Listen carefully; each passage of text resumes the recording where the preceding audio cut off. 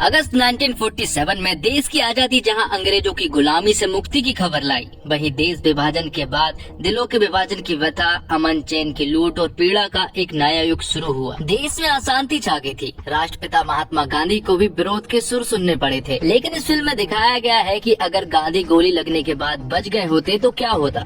अगर महात्मा गांधी और गोडसे के बीच मुलाकात हुई होती तो उनके बीच किस तरह की बात होती। फिल्म का विषय थोड़ा अलग है लेकिन मुद्दा वही दिखाया गया है। तो दोस्तों, आज हम एक्सप्लेन करने वाले हैं गांधी गोडसे एक युद्ध मूवी को। तो वीडियो को शुरू करते हैं और अगर वीडियो अच्छा लगे तो वीडियो को लाइक जरूर कीजिएगा और इसी तरह की वीडियोस पाने के लिए आप हमारे चैनल को सब्सक्राइब भी कीजिएगा ताकि आपको इसी तरह के लेटेस्ट और फ्रेश कंटेंट मिलते रहे। तो फिल्म की शुरुआत होती है भारत की आजादी के बाद विभाजन से, जहां पाकिस्तान नाम का एक इस्लामिक देश बना दिया गया था। लेकिन पाकिस्तान में जो हिंदू लोग रह गए थे, इस्लामिक लोगों ने उन लोगों को मारना शुरू कर दिया था। हजारों लोगों की जानें ली गई और महिलाओं के बलात्कार भी किए गए। इसलिए ना चाहते हुए भी वहाँ के लोगों को भारत आना ही पड़ा। लेकिन अब प्रॉब्लम ये है कि पाकिस्तान से जो हिंदू यहाँ पर आए हैं वो आखिर रहेंगे कहाँ पर। और जब भारत के मुसलमानों पर जाति करने की कोशिश की गई तो गवर्नमेंट सरकार ने उन्हें फुल प्रोटेक्शन दिया और कहा कि हिंदू मुस्लिम भाई भाई हैं। और भारत सरकार की सबसे बड़ी प्रॉब्लम फिलहाल तो यही है कि किसी भी हालत में इन दंगों को रोका जाए। सरकार चाहती है कि जो पाकिस्तान में हुआ वो भारत में ना हो, इसलिए वो लोग मुसलमानों को प्रोटेक्शन देने लगे। वो इसलिए ताकि देश में शांति रहे। साथ ही पाकिस्तान सरकार ने भारत सरकार से 55 करोड़ रुपए की मांग भी की थी। अब अगले सीन में हम देखते हैं राष्ट्रपिता महात्मा गांधी मतलब बापू को, जिन्हें सभी लोग बुरी तरह से गालियां दे रहे थे। वो कह रहे थे कि उन्होंने ही भारत का विभाजन कराया और वो मुसलमानों का पक्ष लेते हैं। लेकिन बापू उनसे कहते हैं कि हिंदू मुस्लिम भाई भाई होते हैं। जिसके बाद बापू पत्रकारों के सामने ये घोषणा करते हैं कि जब तक उनकी पूरी मांग नहीं मानी जाती तब तक वो आमरण अनशन पर रहेंगे। और उनकी मांग ये थी कि मुसलमानों को पूरी तरह से प्रोटेक्शन दिया जाए और मस्जिदों से उन्हें नहीं निकाला जाए। और बिरला हाउस में ही वो अनशन पर बैठ जाते हैं। गांधी जी की हालत काफी ज्यादा बुरी हो जाती है,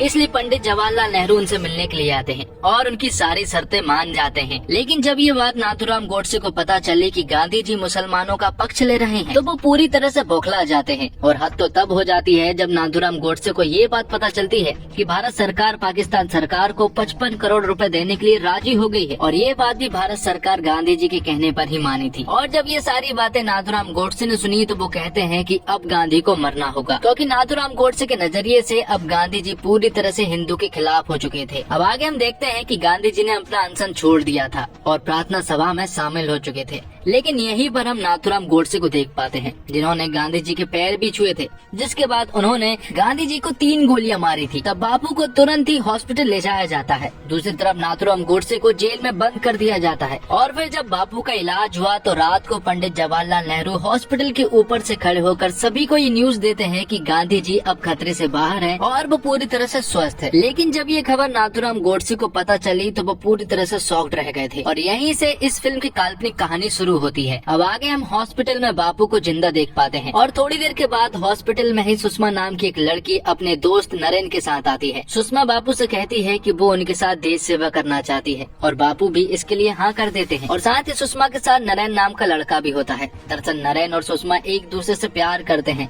और नरेन कॉलेज में इंग्लिश पढ़ाता है और साथ ही वो गांधी जी से कहता है कि वो भी देश सेवा करना चाहता है। लेकिन गांधी जी उनसे कहते हैं कि वो पहले से ही देश सेवा कर रहा है, इसलिए वो वही करे। जिसके बाद सुषमा नरेन यहाँ से चले जाते हैं। तब बापू अपने लोगों से कहते हैं कि उन्हें गोडसे से मिलना है, क्योंकि वो जानना चाहते हैं कि आखिर गोडसे ने ऐसा क्यों किया। तब गांधी जी तुरंत ही गोडसे की जेल पहुंच जाते हैं। तब गोडसे को लाया जाता है जिनके हाथों में हथकड़ी भी लगी हुई थी। तब बापू हवलदार से कहते हैं कि गोडसे के हाथों की हथकड़ियां खोल दो और उन दोनों को अकेला छोड़ दो। तो बापू के कहने पर हवलदार ऐसा ही करते हैं। वो गोडसे के हाथों की हथकड़ियां खोल देते हैं और बाहर चले जाते हैं। जिसके बाद बापू और गोडसे के बीच छिड़ जाता है विचारों का युद्ध। यहाँ पर बापू गोडसे से कहते हैं कि उन्हें अच्छा लगा कि उसने अपना जुर्म कबूल कर लिया है। लेकिन यहाँ पर गोडसे बापू से कहते हैं कि उसने कोई जुर्म कबूल नहीं किया है।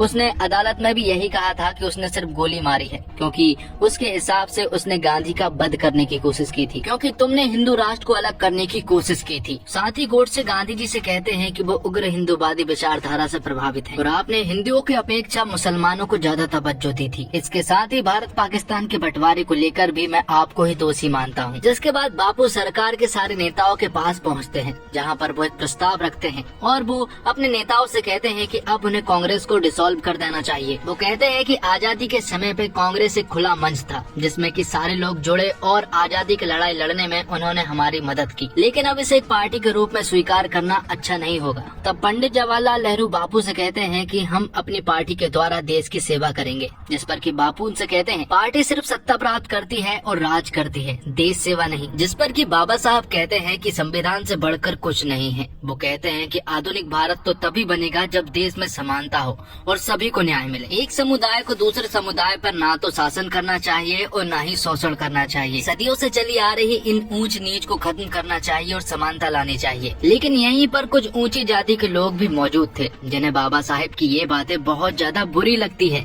और वो बाबा साहेब की इन बातों का विरोध भी करते हैं। बाबा साहेब कहते हैं कि अगर देश को सशक्त बनाना है तो धार्मिक ग्रंथों को नहीं बल्कि संविधान को ही ऊपर होना चाहिए। और बाबा साहेब की इन सारी बातों पर बापू भी समर्थन करते हैं, पर ऊंची जाति के लोगों को ये बात पसंद नहीं आती और वो मिलकर बात करते हैं। वो कहते हैं कि बाबा साहेब को तो वो संभाल लेंगे, लेकिन अगर वो बापू को कंट्रोल नहीं कर पाए तो अनहोनी हो जाएगी। तब वो बापू को मरवाने का डिसाइड करते हैं। वहीं दूसरी तरफ हम बापू को बिहार में ग्राम स्वराज की स्थापना करते हुए देखते हैं, जो कि देश सेवा के लिए एक नई पहल और एक नया आंदोलन शुरू कर रहे थे, जिनमें गांव के सभी लोग उनका साथ भी देते हैं। और फिर कुछ दिनों के बाद गवर्नमेंट की तरफ से आए हुए कुछ फॉरेस्ट डिपार्टमेंट के लोग गांव के जंगलों को काटना शुरू कर देते हैं ताकि यहाँ पर एक सड़क बनाई जाए। तब गांव के लोग इसका विरोध करते हैं, पर वो नहीं मानते। तब बापू की एंट्री होती है और वो इस काम को तुरंत ही रुकवा देते हैं। अब कुछ दिनों के बाद बापू को पता चलता है कि गांव में एक पटवारी है जो गांव के लोगों पर जाति करता है और लड़कियों का शोषण भी करता है।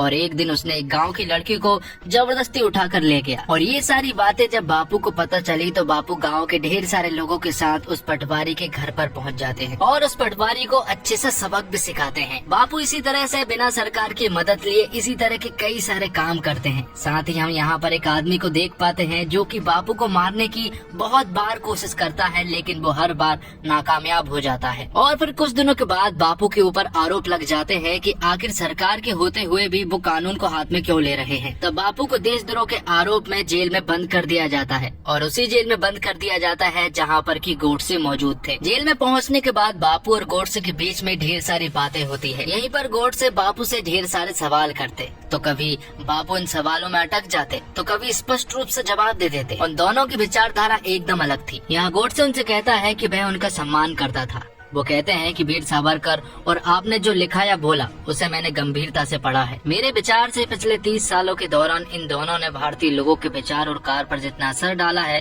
उतना किसी और चीज ने नहीं। वो कहते हैं कि मेरे पढ़ने और सोचने के बाद मेरा यकीन इस बात में हुआ कि मेरा पहला दायित्व हिंदुत्व और हिंदुओं के लिए है। एक देशभक्त और विश्व नागरिक होने के नाते 30 करोड़ हिंदुओं की स्वतंत्रता और हितों की रक्षा अपने आप पूरे भारत की रक्षा होगी, जहाँ दुनिया का प्रत्येक 5वां शख्स रहता है। इस सोच ने मुझे हिंदू संगठन की विचारधारा और कार्यक्रम के नजदीक किया। मेरे विचार से यही विचारधारा हिंदुस्तान को आजादी दिला सकती थी और उसे कायम रख सकती थी। जिस पर कि बापू गोडसे से कहते हैं कि हिंदुस्तान में हमेशा से ही अलग अलग धर्म के मौजूद थे और वो मिलजुल कर रहा करते थे, और अगर किसी धर्म के लोगों को हम अलग कर दे तो हमारा देश छोटा हो जाएगा। हमारे देश की संस्कृति यही है कि हम सभी लोग मिलजुल कर रहते हैं। साथ ही बापू गोडसे से कहते हैं कि उसने हमेशा कोशिश की कि भारत के बंटवारे ना हो, लेकिन मेरी बात किसी ने भी नहीं मानी। बापू कहते हैं कि जब ये तय हो गया था कि आजादी मिलने वाली है तो मेरे कुछ अपने ही लोगों ने मुझे दरकिनार कर दिया, क्योंकि मैं उनके लिए बोझ बन गया था। और दक्षिण अफ्रीका में जो मैंने किया था वो सिर्फ मुसलमानों के लिए नहीं बल्कि पूरे देश के लिए था। तो मैं लगता है कि उसने इतने सारे आंदोलन सिर्फ मुसलमान के लिए किया, बल्कि उसने ये सारे आंदोलन अपने देश के लिए किए थे। साथ ही यहाँ पर बापू गोडसे को 55 करोड़ रुपए वाली बात भी बताते हैं।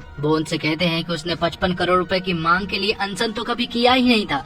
उसने हिंदू मुस्लिम को एक करने के लिए अनशन किया था, लेकिन कुछ लोगों ने ये अफवाह फैला दी थी कि उस मांग में 55 करोड़ रुपए की मांग भी मौजूद थी, और ये अफवाह भी मेरे कुछ अपने लोगों ने ही फैलाई थी। अब अगले दिन जेल में ही प्रार्थना सभा हो रही थी, और इसी जेल में हम एक ऐसे आदमी को देखते हैं जिसके हाथ में गन थी और वो गांधी जी को मारना चाह रहा था, लेकिन वो उसे मार पाता इससे पहले ही गोडसे गांधी जी की जान बचा लेता है। और आखिर में जब वो जेल से छूटते हैं तो बाहर आते ही सभी लोग गांधी और गोडसे के नारे लगा रहे थे। तो दोस्तों, फिल्म का एक नया पहलू ये है कि इसमें कल्पना के जरिए वो दिखाया गया है जो शायद आप कभी नहीं देख पाते। गांधी जिंदा होते तो क्या करते, वो गोडसे से मिलते तो क्या करते। इन सवालों के कई जवाब हो सकते हैं, जिनमें से एक राजकुमार संतोषी ने फिल्म के जरिए दिया है। एक अलग विचार लेखक ने इस फिल्म में अलग दुनिया बनाने की कोशिश की है, जहाँ उन्होंने इतिहास के दो बड़े किरदारों को जीवित करते हुए उनकी नई कहानी बनाई है।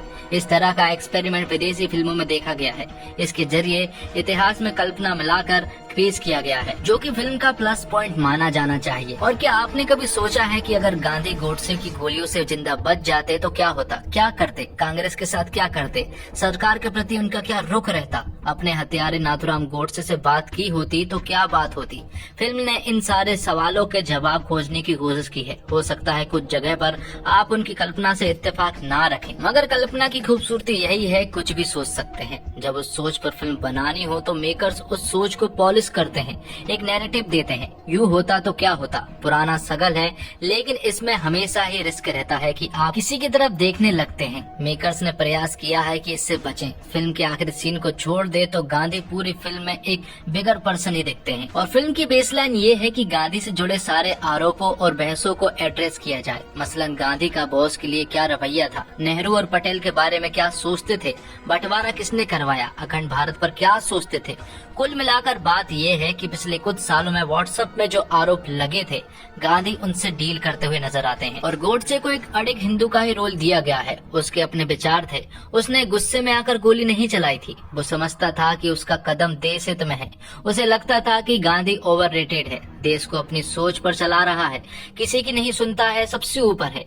ये भी सोचता है कि केवल कांग्रेस और गांधी ने ही देश को आजादी नहीं दिलाई, बल्कि भगत सिंह, चंद्रशेखर आजाद जैसे कई लोगों ने कुर्बानी दी, गोली खाई। तब भी गांधी को हिंदू विरोधी, अंग्रेजों का एजेंट, मुसलमान प्रेमी और बंटवारों का जिम्मेदार कहा जाता था। तब भी ऐसी बातें होती थी कि गांधी ने अहिंसा और चरखे में उलझा दिया है। गरम दल को समर्थन मिलता तो 20 साल पहले ही आजादी मिल जाती। और गांधी को इन सवालों के साथ कंफर्ट किया गया है। और फिल्म के संवाद अनुपम है, लिखाई की नजर से नहीं, मुद्दे की नजर से। गांधी और गोडसे का एक संवाद है, जिसमें गोडसे उन्हें अखंड भारत का नक्शा दिखाते हुए कहते हैं कि उसका सपना है अखंड भारत। गांधी मुस्कुराते हुए पूछते हैं, तुमने इस नक्शे के तिब्बत और बर्मा, अफगानिस्तान को शामिल कर लिया है, तुम कभी वहाँ पर गए भी हो, क्या उनकी संस्कृति के बारे में जानते हो। गोडसे चुप हो जाता है। खैर, फिल्म में गांधी और उनके कांग्रेस से मोह भंग की बात भी बताई गई है। गांधी ने अपने जीते जी कांग्रेस को भंग करने की बात कही थी।